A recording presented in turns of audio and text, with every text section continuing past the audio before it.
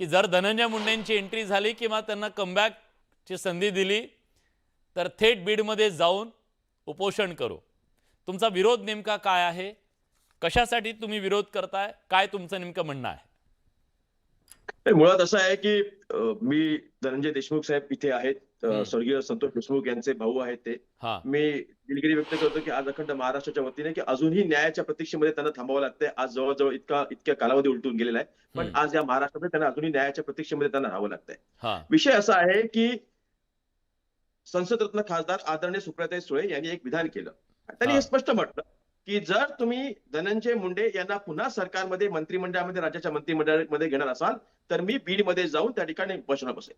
त्या बीडमध्ये जाऊन उपोषणाला बसतील ह्या असा पाठीमागचा संदर्भ आहे तो म्हणजे की या राज्यामध्ये आजही न्यायाच्या प्रतीक्षेमध्ये एक भाऊ त्याच्या भावाच्या झालेल्या हत्येच्यासाठी आज वाट बघतोय. अखंड महाराष्ट्र वाट बघतोय. मग या महाराष्ट्रामध्ये जिथे पीडित शोषित वंचित त्यांच्यासाठी आवाज उठवण्याची भूमिका या देशाच्या लोकप्रतिनिधींनी राज्याच्या लोकप्रतिनिधींनी घेतलेली असते तिथे आदरणीय सुप्रियाताई सुळेंनी हे स्पष्ट म्हटलं की जर अशा प्रकारे एखाद्या आरोपीला लपवण्याची दडवण्याची भूमिका जर घेणारा एखाद्या व्यक्ती असेल तर त्या व्यक्तीला आज त्या ठिकाणी आम्ही अखंड म्हणजे फक्त राष्ट्रवादी काँग्रेस पार्टी नाही तर अखंड महाराष्ट्राच्या वतीने आम्ही त्याला विरोध करणार.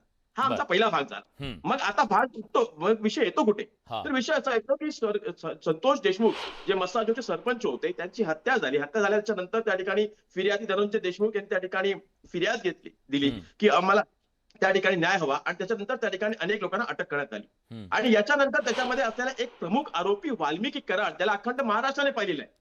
कारण की तो उठाव फक्त बीडच्या लोकांनी नाही तर संपूर्ण महाराष्ट्राने केला होता. आणि त्या वाल्मिकी कराडला अटक करण्यासाठी जो काही वेळ लागला जो काही कालावधी गेला म्हणजे अक्षरशः ते एक प्रकारचं नाट्यमय प्रकारची ती अटक होती.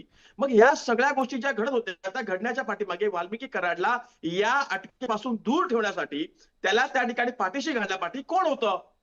ते अदृश्य हात कोण होते? त्याला न्याय व्यवस्थेपासून दूर ठेवण्यासाठी कोण मदत करत होतं हे अखंड महाराष्ट्राला कळलेलं आहे. आणि त्याचाच कुठेतरी भाग संशयाचा भाग त्या आरोपाचा संशयाचा भाग हा धनंजय मुंडे यांच्यापर्यंत जात होता. म्हणून आरोग्याचं कारण देत त्या ठिकाणी धनंजय मुंडेंनी आपल्या अन्न नागरी पुरवठा मंत्रिपदाचा राजीनामा दिला. ठीक आहे. हे तुम्हाला माहितीये, हे मलाही माहितीये. मग ज्या वेळेला त्यांनी हा राजीनामा दिला मुख्यमंत्री देवेंद्र फडणवीस असतील उपमुख्यमंत्री अजितदादा पवार असतील यांना तो राजीनामा स्वीकारावा लागला. परिणामी महायुती सरकार कुठेतरी गोत्यामध्ये येते का पडतंय का ही भीती बाळगत त्यांनी तो राजीनामा स्वीकारला. आणि आज पुन्हा त्याच महाराष्ट्रामध्ये जिथे अजून स्वर्गीय संतोष देशमुख यांना न्याय मिळाला नाहीये त्याच्या कुटुंबियाला न्याय मिळाला नाहीये तिथे तुम्ही पुन्हा महाराष्ट्राच्या तोंडावरती धनंजय मुंडे सारख्या व्यक्तिमत्वाला पुन्हा तुम्ही त्या विधिमंडळामध्ये घेणार असाल मंत्रिमंडळामध्ये घेणार असाल तर आदरणीय सुप्रियाताई नाही तर अखंड महाराष्ट्र त्या ठिकाणी उपोषणाला बसेल हे तुम्हाला खंतावून सांगतो. ठीक आहे.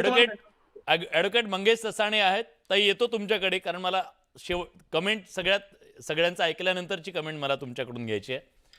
मंगेशजी, न्यायाची प्रक्रिया पूर्ण झालेली नाही आणि अशामध्ये पुन्हा मंत्रिपदावर बसवण्यासाठी हे सगळं सुरू आहे म्हणून विरोधकांचा त्याला ठाम विरोध आहे. तुमचं काय नेमकं म्हणणं आहे याच्याबद्दलचं? तुम्ही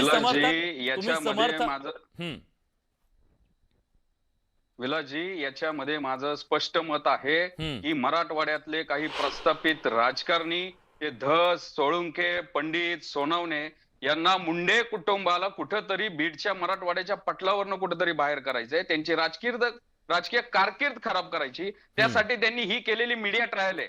तुम्ही म्हणता धनंजय मुंडेंचा याला अप्रत्यक्ष पाठिंबा आहे. याच्यामध्ये चौकशी झालेली आहे SIT झालेली आहे कोर्टामध्ये चार्जशीट गेलेली आहे. कोणत्या आरोपींनी कन्फेशन मध्ये सांगितलंय की आम्हाला याच्यामध्ये धनंजय मुंडेंनी मदत केली आहे? कोणत्या इलेक्ट्रॉनिक एव्हिडन्स मध्ये परिस्थितीजन्य पुराव्यामध्ये धनंजय मुंडेंचं नाव आलंय चौकशी समितीमध्ये?